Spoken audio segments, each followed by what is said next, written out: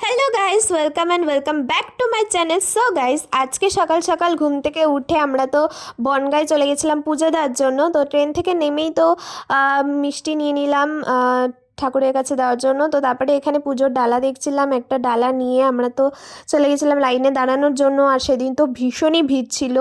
তো যাই হোক, তারপরে আমরা মন্দিরে পৌঁছে গেছিলাম। আর এখানে না ভিডিও করা, ফটো করা কিচ্ছু অ্যালাউড ছিল না, বাট তাও আমরা করেছিলাম একটু হলেও। তো তারপরে মোমবাতি আর ধূপকাঠি জ্বালালাম। তো তারপরে একটা দোকানে চলে গেছিলাম, যেখানে গিয়ে সকালে ব্রেকফাস্টটা করলাম কচুরি আর তরকারি দিয়ে। আর তারপরে একটু ঘুরছিলাম আমরা। এখানে তো অনেক বড় মেলা বসেছিল। তো আমরা প্রতিবারই এখানে আসি, ভীষণই সুন্দর লাগে। আর এখানে তো নদীর ওপরে নৌকো চলছিল, তো খুব সুন্দর লাগছিল দেখতে। তো ওই পারেও একটা মন্দির ছিল, যেখানে মায়ের দর্শন করলাম।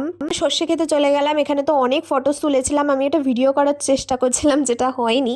তো যাই হোক, তারপরে আমরা প্রসাদ খেয়ে নিলাম, খিচুড়ি প্রসাদ। তারপরে একটা গোলাপ কিনেছিলাম, আরও অনেক কিছু কিনেছিলাম, যেটা পরের শর্টসে তোমাদের সাথে শেয়ার করব। তো তারপরে আমি মামা বাড়ি চলে গেছিলাম। So that's for today, tata, bye bye.